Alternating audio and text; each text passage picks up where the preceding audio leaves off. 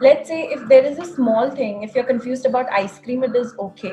But when you're confused about big decisions in your life, whether this career is right or not, and so how do we get out of that dilemma and become, get clarity in your life? Confusion is a sign of intelligence. Basically confuse कौन लोग होते हैं? जो intelligent होता है. Intelligent in the sense कि वो एक सिचुएशन की दोनों साइड को देख रहा होता है, वही कंफ्यूज हो सकता है ना. So confusion is a sign of intelligence because from confusion comes clarity. Problem क्या है, अगर हम कंफ्यूजन को नेगेटिव समझने लग जाएंगे तो होगा क्या, जैसे ही हम एक कंफ्यूज स्टेट ऑफ माइंड में जाएंगे तो बजाय हम खुश होने के हम और परेशान हो जाएंगे. हम चाहेंगे कंफ्यूजन ना हो, फिर हम उल्टे सीधे डिसीजंस लेने लग जाएंगे. तो व्हेनेवर यू आर कंफ्यूज्ड तो उसको एक तो पॉजिटिवली लो. अच्छा है कंफ्यूजन है, अच्छा है कि समझ नहीं आ रहा है कि मैं क्या करूं. दैट मीन्स कि आप दिमाग लगा रहे हो. दैट मीन्स आप सोच समझ करके डिसीजन ले रहे हो, बिना सोचे नहीं ले रहे हो. जो बेवकूफ लोग होते हैं वो कभी भी कंफ्यूज नहीं होते. जैसे आप कभी किसी टेररिस्ट को कंफ्यूज नहीं देखोगे, उसको बिल्कुल क्लियर है कि उसको क्या करना है, क्यों करना है, वो किसके लिए कर रहा है, उसको सब कुछ पता है. There is no confusion, there is no doubt in his mind whatsoever. But अगर एक सेन माइंड होगा, एक लॉजिकल माइंड होगा, उसमें कंफ्यूजन आना ही आना है. सो जब भी कंफ्यूजन आए आराम से पेपर पेन लो और जो भी सिचुएशन है उसके प्लस माइनस लिखते चले जाओ. ये हम नहीं करते हैं. हम क्या करते हैं, माइंड में ही उलझे रह जाते हैं. अपने अंदर ही हम कुछ बोलते रहेंगे तो वो और कंफ्यूजन बढ़ता चला जाता है. वो बुरा है. कंफ्यूजन बुरा नहीं है, क्योंकि कंफ्यूजन हमारा दोस्त है. वो हमारे माइंड के लिए एक तरीके की एक्सरसाइज है.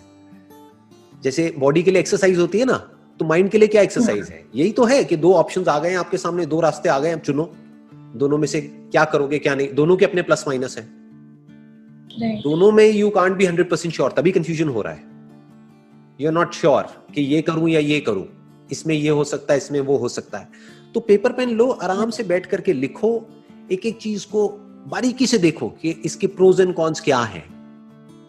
जो मेरे 2 डिसीजंस हैं या 3 डिसीजंस हैं, उसमें से किसमें जो नेगेटिव जो आउटकम है उसके आने के चांसेस कम से कम है और पॉजिटिव आउटकम आने के चांसेस बहुत ज्यादा है. या बेटर स्टिल, अगर आपकी लाइफ की कोई सेंट्रल विजन है जो बहुत सारे लोगों की लाइफ में नहीं होती है, कोई कोर है आपके पास में, तो बहुत आसान हो जाता है कंफ्यूजन से बाहर आना. मैं आपको एग्जांपल दे देता हूं. जैसे अगर आपका माइंड क्लियर है कि this is what I want from my life, this is why I am alive, तो आप उससे कनेक्ट करके देखो उन 2 डिसीजंस को कि वो जो आपकी लॉन्ग टर्म विजन है कि आने वाले 10 साल बाद, 20 साल बाद, जैसे भी आप अपनी लाइफ को देखते हो, उससे क्या कनेक्ट हो रहा है.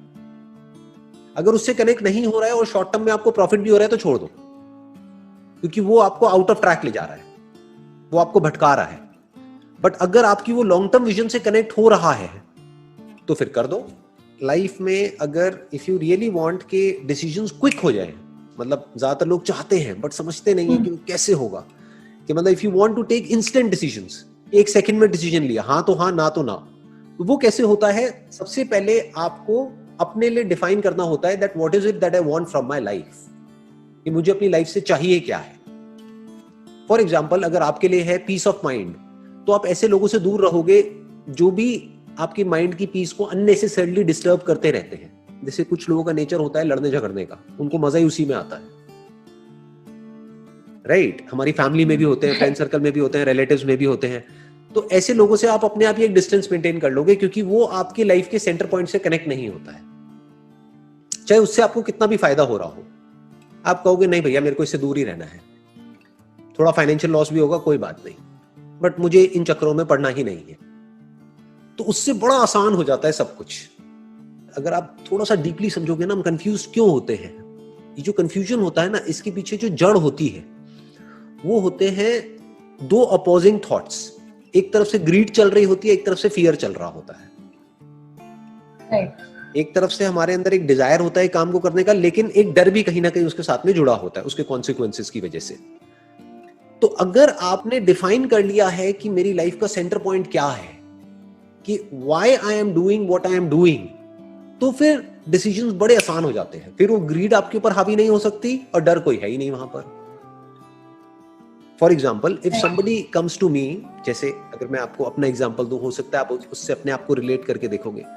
अब मैंने क्या किया हुआ है, अपनी लाइफ के लिए प्रॉपरली डिफाइन किया हुआ है, जो ज्यादातर लोग नहीं करते हैं। मैंने प्रॉपरली डिफाइन किया हुआ है कि ये जो मैं अभी कर रहा हूँ, जैसे अभी आपसे बात कर रहा हूँ, ये जो मैं सेशंस कर रहा हूँ, ये मेरा पैशन है, ये मेरा प्रोफेशन नहीं है। तो कोई भी अगर मेरे पास में आता है, बहुत तरह के लोग अप्रोच करते हैं, पता नहीं कहां से, अगर मेरे पास आएंगे कोई भी ऑफर ले करके, तो मेरे माइंड में कोई कंफ्यूजन नहीं है, पहले ही ना है। अब वो चाहे मेरे को 10 लाख ऑफर करे, चाहे 1 करोड़ ऑफर करे, चाहे 10 करोड़ ऑफर करे, कुछ भी ऑफर करे, ना है तो ना है। क्यों? क्योंकि ये मेरा पैशन है। पैशन मतलब क्या? बिल्कुल एक प्रेयर के जैसा है कि भाई अगर हम प्रे करते हैं कहीं जा करके मंदिर में या कहीं पे, तो हम उसके पैसे थोड़ी मांगते हैं, राइट? तो मेरा माइंड क्लियर है कि ये मेरा पैशन है, ये मेरा प्रोफेशन है, कि ये जो मेरा काम है दैट इज इमेजेस बाजार, वो मेरा प्रोफेशन है। तो मैं इन दोनों चीजों को कभी भी मिक्स नहीं करता हूं, तो माइंड में कोई कंफ्यूजन नहीं है। हाँ, हमें पता है कि हमें डरना नहीं चाहिए, बट स्टिल हम लोग डरते हैं। एंड लाइक आलस को ही ले लीजिए, हमें पता है कि हमें टाइम पे उठना चाहिए, हमें अच्छा खाना चाहिए, बट हम वो नहीं करते। जब इम्प्लीमेंट करने की बारी आती है, जब हम दूसरों को एक्सप्लेन करते हैं, तो हम कहते हैं अरे इसमें डरने की क्या बात है, और हम कहते हैं जो होना है वो होना है, तो जस्ट डू योर वर्क। वही जो गीता में कहा जाता है, कर्म के ऊपर ध्यान दो, फल की इच्छा मत करो। लेकिन जब हम अपने उस सिचुएशन में जाते हैं, तब अटक जाते हैं। देखो, या अगर उन्हें ध्यान भी आ जाता है सपोज क्योंकि ये करना है, तो कुछ टाइम बाद अगेन वो डिस्ट्रैक्ट हो जाते हैं। जो हमारा मन है वो कहाँ जाएगा? वहीं जाएगा जिसमें हमको मजा आता है। जिसमें दर्द होता है, उन सब चीजों को हम छोड़ेंगे। तो अब पॉइंट ये आता है कि किस तरह से अपने मन को समझाया जाए वो काम करने के लिए जो करना सही तो है, लेकिन उसमें मजा नहीं है। तो इस मन को कैसे संभाला जाए? तो मन को संभालने का सिर्फ एक तरीका है, वो है हमारी बुद्धि, दैट इज इंटेलिजेंस। आपकी समझ जितनी गहरी होती चली जाएगी उस चीज से रिलेटेड, तो जैसे ही आप उसको देखोगे आपको समझ आ जाएगा इसकी वजह से क्या होने वाला है। अभी भी समझ तो आता है, लेकिन वो समझ इतनी गहरी नहीं है। जब वो समझ गहरी होती चली जाएगी तो आप उसको छोड़ दोगे। सर ये अभी बोलने को तो अपन सब बोल रहे थे सब, सर आपके सब सीजन मैंने सुने हुए, सब लगता है कि हाँ जैसे मॉर्निंग होती है तो मैं कोई ना कोई आपका एक सीजन देखता हूँ, फिर स्टार्ट करता हूँ, लेकिन थोड़ी देर बाद जैसे इवनिंग होते जाती है, नाइट होते जाती है, सब निकल रहा है। देखो, इसको ध्यान से समझो। लाइफ जो है ना, वो एक बहती हुई नदी के जैसी है। उसके ऊपर मैं क्या करने की कोशिश कर रहा हूं, मैं एक बहते हुए पानी के ऊपर लकीरें खींच रहा हूं। पॉसिबल है? नहीं है। तो अब क्या इसका तरीका है कि जो पानी में मूवमेंट होती है, कभी समझा है कि एक नदी में लहरें कैसे उठती हैं?